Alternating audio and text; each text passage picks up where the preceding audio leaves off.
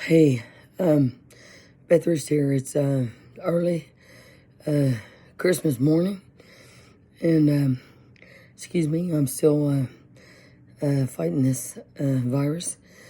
But I just had to get on here and say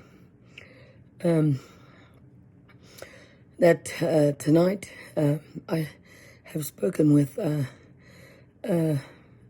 7 or more individuals that are having a hard time. And I do not care to dedicate my time to listen to their stories and to try to help them. I do not. That's what I feel good about doing. And but I did get permission from a young lady today that I spoke about. I believe last night about. I don't know what time. I'm exhausted. My throat is just exhausted, but I feel like I need to talk about this. Now, I mentioned earlier that about a young lady that lived across the street from IPD, over the insurance company there, and her ex partner continues to slash her tires on a daily, and she got a CPO, and I talked about this. Her name is Amanda Owens, and she gave me permission to say that. Okay, so she has contacted the police on several occasions about this situation. Their cameras point over in that direction, but they don't work. Okay, they don't work. So why is that that the Ironton Police Department cameras are fake? Why is that? Why are they fake? Why don't they work? Why don't they want to see what goes on in the parking lot, and especially across the street? You would think, you would think if you live across the street from the police department, you would be protected. Wouldn't you think that? So anyway, she don't feel safe. She don't feel safe. She's scared.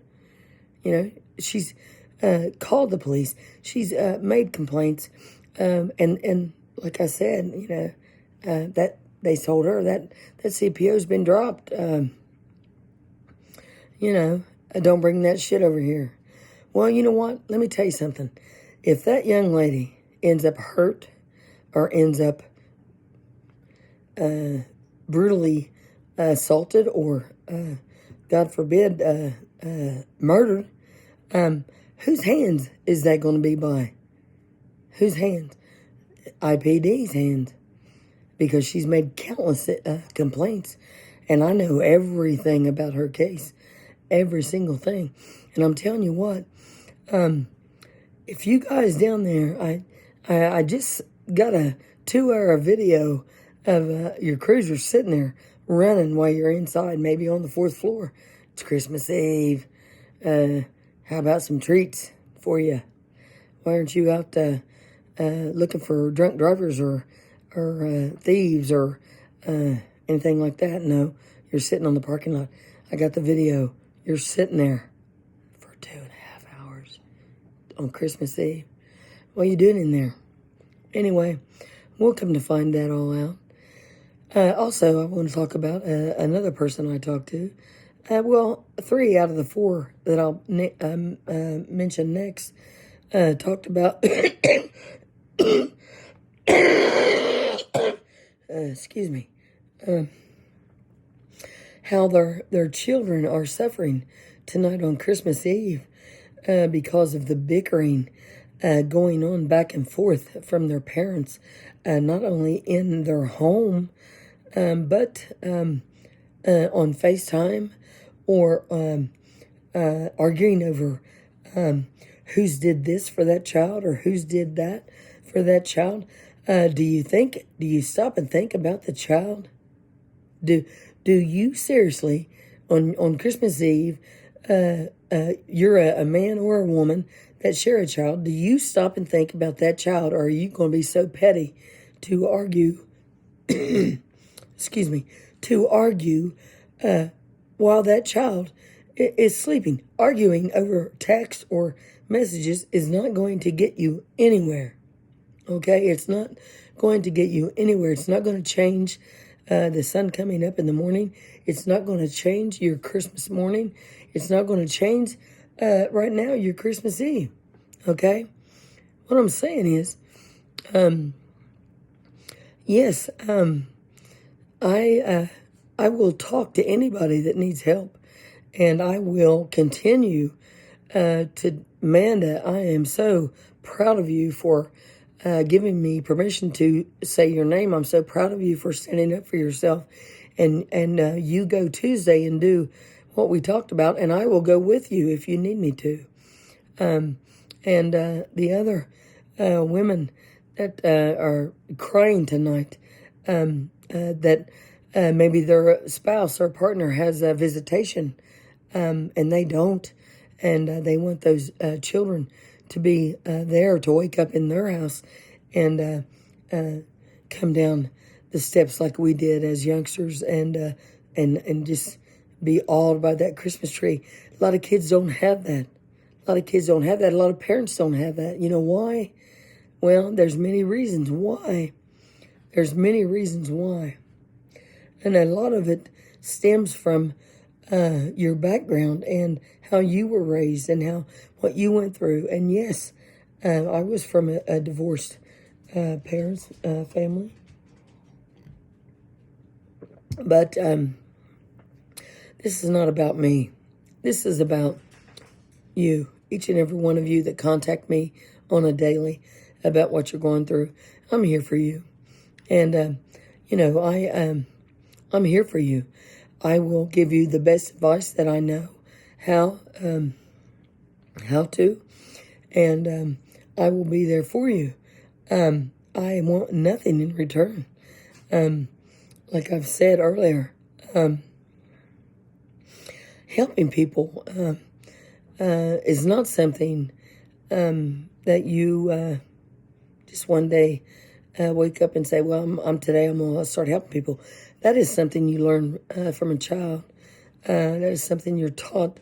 Hatred is something you're taught when you're born. You're not born with hatred. Hatred is taught. Racism is taught. Homophobia is taught. Everything is taught. I'll say it one more time. We are not born with hatred in our heart. So anyway, I will be up. To anybody has any problems tonight that I've talked to tonight, just contact me.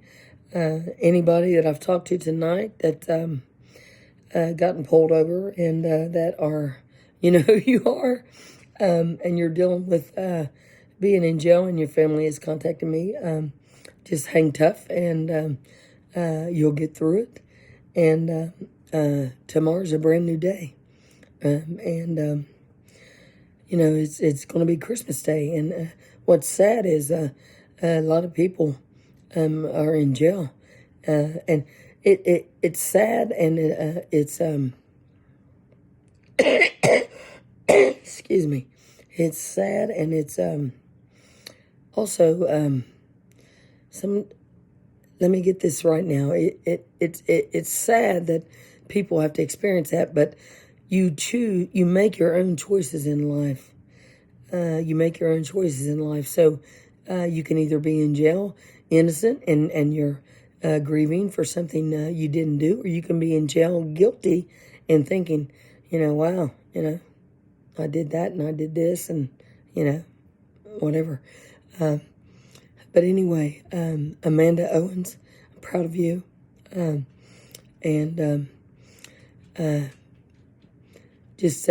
right here. And Evan, honey, you and them youngster cops, I don't know all their names. I know the one name with the last name S. I don't mean any harm to you, you guys, but when you neglect anybody's cry for help, are you doing your job? Are you doing your job? No, you're not, because your car's sitting at the police department right now running. Isn't it? Right now running. If you look across the alley there, you might see a vehicle. You might see a vehicle. So if you're watching this upstairs on the 4th floor, or if you're watching it in the dispatch area, or if you're watching it in the judge's chambers, drinking with minors, whatever, if you're watching this, realize people are watching you. Okay, not only me, people are watching you. So remember that. And fear is not an option. Once you choose to say whatever you feel or whatever you mean in your heart, fear is not an option. Let your story be told. Like I told Amanda, get you a little tape player off Amazon for $30. You don't have to journal anymore in books in handwriting, but I think that's a very therapeutic thing to do, to write a journal. I have hundreds of them since 2002 of every experience I had to deal with in my life. And I think that, excuse me, I think in my life it taught me a lesson, a very important lesson, a very important lesson, a lesson that means loyalty comes from people that you have experienced troubles with or may not have experienced troubles with, but loyalty is the main thing you should be focused on in your life. No matter what anybody says to you, trust your true friends, and you can always depend on them to tell you anything, negative or positive. And if you accept that, if you run away from that, you're a coward. But if you accept that as criticism from somebody, appreciate that and grasp that as a precious gift.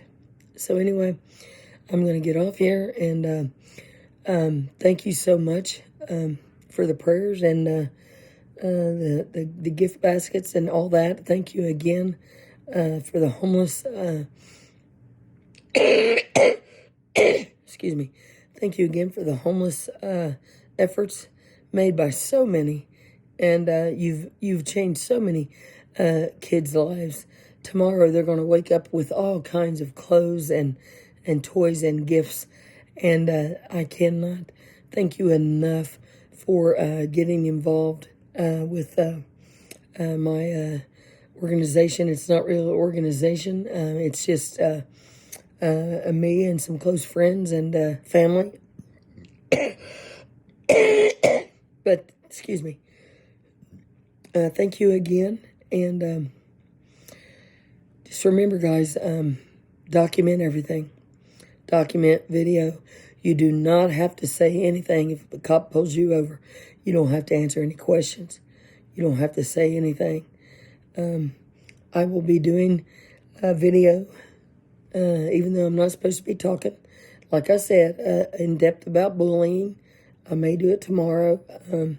May wait a couple of days. But I only come on here tonight because I was so proud of Amanda Owens giving me permission to say her name and to tell her story about $1,500 worth of new tires she's had to buy, and how she can't sleep at night, how her daughter worries about her safety, and about how a CPO was dropped and nobody notified her until the day after court. Why is that?